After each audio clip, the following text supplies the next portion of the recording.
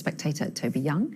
And we're going to take a look inside the Daily Express next, because a story that's been talked about a fair bit in the certainly the last 24 hours and actually this week, about the rise in the number of homeless people and concerns about their safety. That's right. So shocking new figures, really. That the number of deaths of homeless people on the streets has risen by a quarter compared to 5 years ago. So nearly 600 rough sleepers died last year. These figures come in the same week that we saw a homeless man tragically die just outside the Houses of Parliament, which I think people have found very shocking.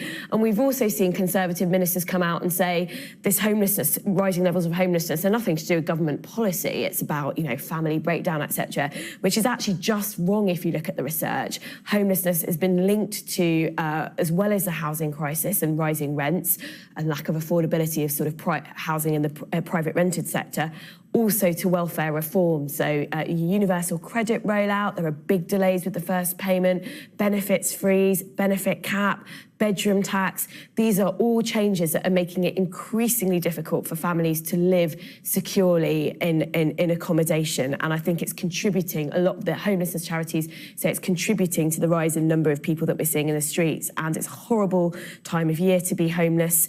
And I think it's a really shocking indictment, actually, of government policy over the last few years. I think it's certainly a tragedy, and it does shame us as a country, and we ought to do something about it. And you think it can't be beyond the wit of everyone in this country to address this problem.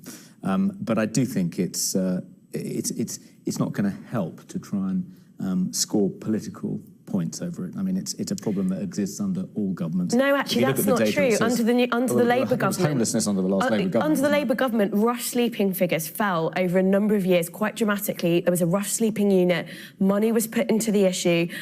There was welfare reform. The welfare system was much kinder and humaner. Homelessness is an avoidable problem. It was at much lower levels under the Labour government. It's higher now because of austerity, partly. So it's not scoring cheap political points, Toby. It's looking at the cause of the problem and calling out the government where there is responsibility. It's the sort of problem that it would be great if both the Labour Party and the Conservative Party could put their heads together and come up with a common solution that they're both going to embrace.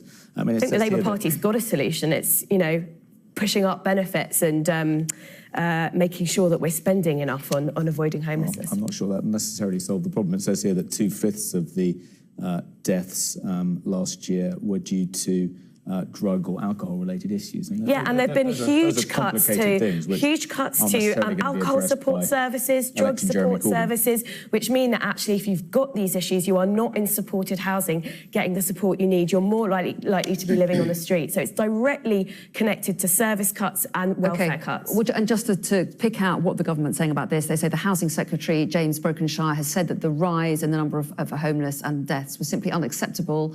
And he's also said that the government, he admits the government needs to do more, and he promises that we will, and he says there's absolutely no complacency from me or from this side of the House in terms of the need to deal with this urgent issue. So clearly he's saying that the government is unfortunately, I just don't think we're seeing that reflected in policy. Okay.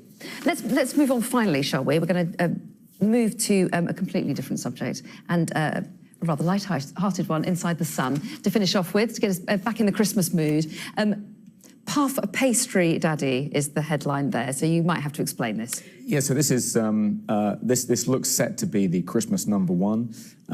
This record, which is a parody of Starship's 1985 rock anthem, "We Built This City." Great tune. But instead of "We built this city on rock and roll," the lyric is "We built this city on sausage rolls," and it's a song which has been composed and sung by a YouTuber who goes by the name of Lad Baby. And I think what's interesting about this story, I mean, it is a cute little novelty story, but what's interesting about it is it shows the power now, the media impact, the impact on record sales of YouTube. It used to be radio airplay, top of the pops used to drive sales of singles at Christmas time. Now it's YouTube. This guy's videos have got over 50 million hits. And the only thing my children watch on TV is YouTube. Yeah, they don't actually watch terrestrial television. I definitely encourage people to go out and buy the single, because all the proceeds go to charity, to the Trussell Trust, to the big food bank charity. So not only is it a really fun song, if you buy it, you'll be doing something good this I Christmas. thought you were going to say, I urge people to go out and buy sausage rolls.